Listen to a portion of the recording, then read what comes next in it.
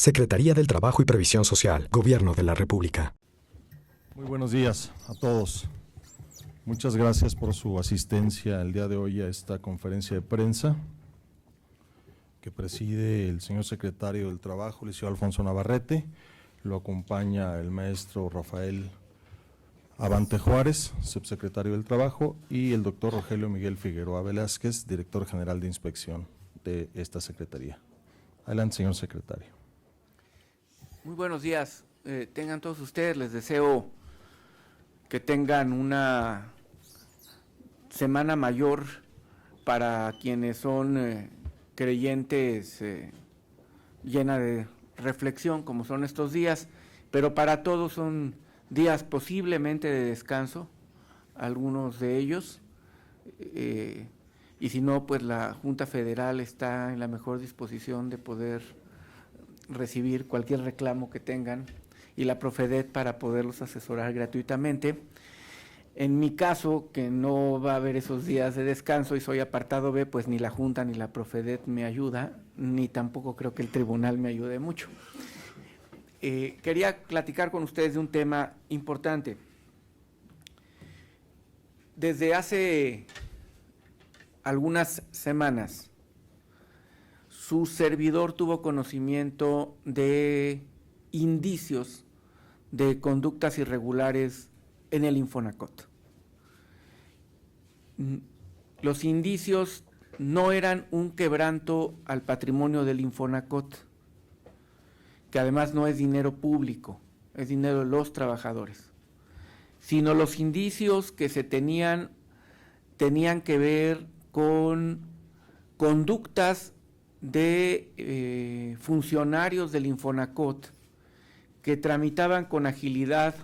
créditos a trabajadores, que sobre esos créditos,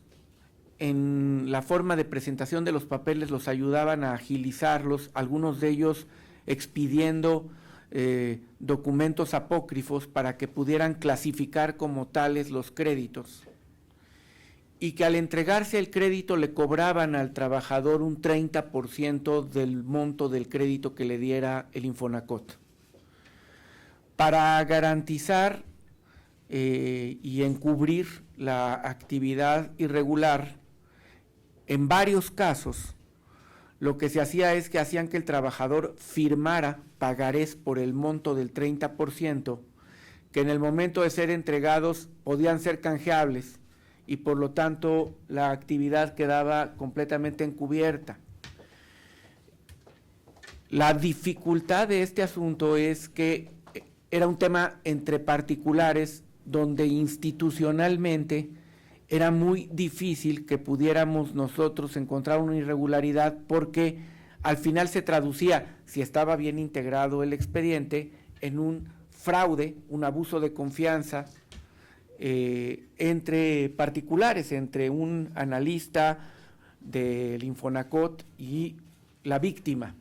que en este caso sufría una merma en dinero que le estaban prestando para poder accesar a un crédito. De cualquier manera, ese indicio es una grave conducta irregular que no era posible tolerar, y se pidió a funcionarios de la Secretaría del Trabajo y funcionarios del Infonacot,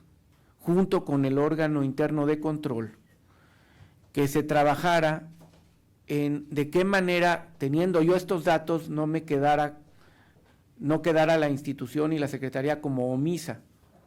ante un asunto que era fácil evadir, diciendo, pues es que es un asunto de particulares, y no, eso es un asunto de corrupción, independientemente del dinero, de dónde provenga o de cómo quede, es un asunto indebido, es un asunto fraudulento, y afortunadamente la denuncia va muy bien sustentada hacia PGR, en el entendido de que se descubre una dinámica de lugares donde se repetían actos con los mismos funcionarios del Infonacot, con la misma irregularidad en la suplantación de algunos papeles y con una dinámica acreditada que sí ocurría, pero que además el trabajador, sabiendo que había un papel irregular en la obtención del crédito, no quería denunciar. De tal manera que se cesaron una serie de analistas y fueron 16, y he decidido compartir con ustedes y dar un balance además de los otros casos en donde la Secretaría también ha actuado dentro de la Secretaría, ya no a través de un organismo descentralizado como es el Infonacot, y se ha cesado, se ha consignado. En algunos casos el denunciante ha sido su servidor directamente, por muchas razones de evidencia, involucrar a además servidores públicos de la Secretaría y además darles un balance de las auditorías que yo he solicitado al órgano interno y a la Secretaría de la Función Pública, directamente a la Secretaría, y ver qué resultados nos arrojan, y que ustedes tengan en esta semana, que es una semana de penitencia y de crucifixión, los datos de cómo estamos en el tema. De tal manera les quiero dar el balance total. Ante la existencia de irregularidades presentadas en el otorgamiento de créditos por parte de 16 analistas en diversas sucursales del Instituto de Fondo Nacional para el Consumo de los Trabajadores, Infonacot, en la Ciudad de México y el Estado de México, la Secretaría del Trabajo, concretamente el Infonacot como organismo descentralizado de la administración pública sectorizado a la Secretaría, determinó de entrada darlos de baja por pérdida de la confianza y consignar ante la Procuraduría General de la República la denuncia penal correspondiente y ante el órgano interno de control para que se determinen sanciones administrativas y penales. Y que además se continúe para ver hasta dónde llega. Los datos que se tienen, y por eso su servidor ha asumido el asunto, es que es mucho más grande que el solo hecho de servidores públicos metidos en el asunto, sino que están coludidos además con otras instancias que, si no se pagaba la cantidad que se había acordado, hacían valer medios coactivos de cobro, lo cual habla ya de delincuencia organizada.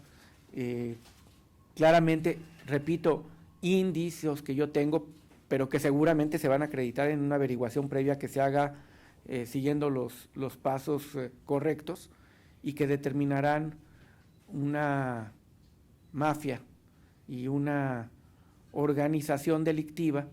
que estaba dañando, desde luego, derechos de los trabajadores en nuestro país, concretamente en el Valle de México. Estas anomalías, repito, consistían en recepción de documentos apócrifos para la tramitación y otorgamiento de créditos. Se detectaron en las oficinas del Infonacot en las zonas de Vallejo, Mixcoac, Zaragoza y Tlalnepantla de Vaz. El monto total de los recursos destinados por esta vía ilícita hasta este momento asciende a 23,769,000 pesos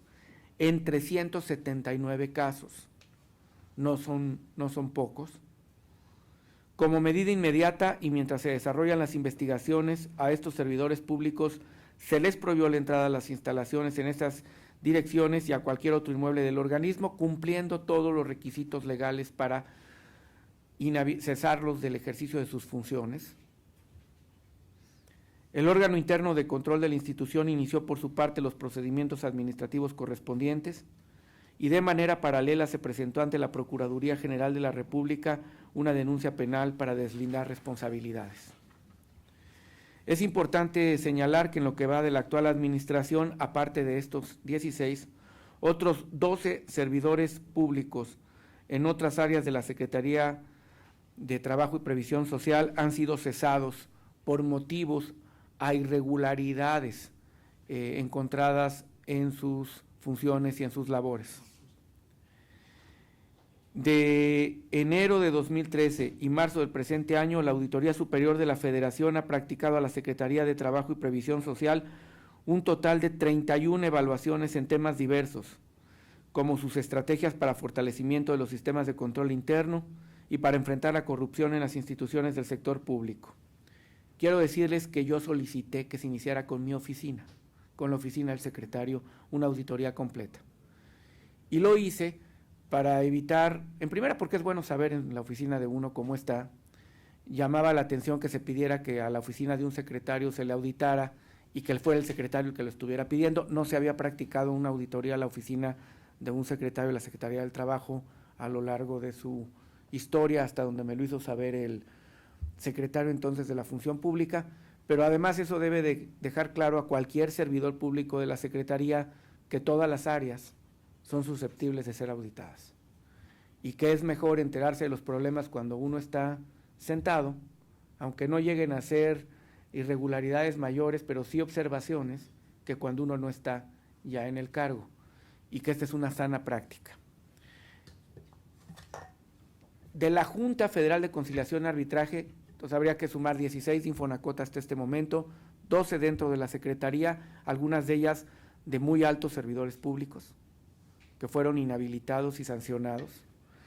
Y en la Junta Federal de Conciliación y Arbitraje, donde su servidor incluso presentó personalmente una denuncia penal contra uno de los directores que está siendo investigada y que además han salido nuevas cosas para quienes les llama la atención esos temas llenas de interés, que para mí ya no son tan llenas de interés, es cosa de mi pasado, pero que sí tendrán que ser sancionables y enfrentarán procesos penales. En este momento en la Junta son 164 sanciones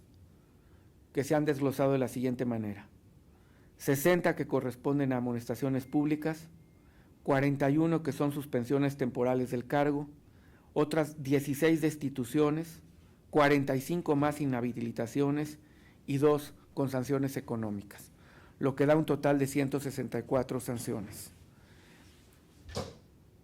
Este es el balance serio de los esfuerzos que se hacen internos. No ha sido producto de que alguien venga a platicar y que seamos reactivos ante una circunstancia, sino es, teniendo los datos, proceder en consecuencia conforme a la ley. Y creo que el mensaje está muy claro adentro. No se puede tener confianza de los sectores productivos si no podemos tener un papel absolutamente claro y transparente de las acciones que realizamos y que emprendemos. No hay manera de que un inspector, y por eso está aquí el señor subsecretario del Trabajo y el director general de Inspección, no hay manera de que podamos realizar acciones que llevan en sí mismo carácter coactivo y a veces coercitivo para el cumplimiento de normatividad si no somos capaces de poner orden y cumplir con normatividad interna. Este es el caso concreto de lo que sucede en Infonacot. La dinámica en que se tramitaba esto, que no es más que fraudes, es una dinámica compleja, un buen monumento a la impunidad si no se procede, y desde luego no es algo que ni íbamos a pasar y menos íbamos a ocultar. Esto se llevará al Consejo de la Junta. Yo pienso que habrá más servidores públicos involucrados y más personas involucradas, sean o no servidores públicos, y que tendrán que ya ser resultado de investigaciones abiertas, claras, citatorios a declarar y en su caso consignaciones ante jueces penales. Ese es el motivo de la reunión. Ayer sacamos un boletín donde aclaramos el asunto de Nissan. Cumplieron los requisitos para que se considerara como una huelga, pero los trabajadores y la empresa decidieron, al solucionar su conflicto con el 4.5% de aumento, dejar constancia que no fue una huelga, sino era un paro técnico, y eso le corresponde a las partes, y tiene ventaja para las partes porque no se tiene que hablar de salarios caídos y se sustituye los niveles de producción de la empresa, con lo cual no hay merma, pero técnicamente entra en la esfera del llamado paro administrativo. Y así quedará, para que no crean que uno va a seguir manejando y hablando del mismo tema retóricamente. Esto fue lo que ocurrió. Ahí está el acta de cómo nos lo entregaron, de cómo se concilió dentro de las 72 horas de calificación. La calificación de la Junta iba a ser calificación de una huelga legalmente estallada, pero y yo creo que es una buena medida en beneficio de trabajadores y empresa. Ellos decidieron manejarla como un paro técnico y ojalá pudieran seguir el ejemplo así empresas y unidades económicas que no lleguen a un acuerdo en los tiempos y que logren tener un acuerdo en horas posteriores que no perjudique a trabajadores ni que perjudique la producción de una unidad económica. Sería cuanto y estoy a sus órdenes junto con mis colaboradores. Secretaría del Trabajo y Previsión Social, Gobierno de la República.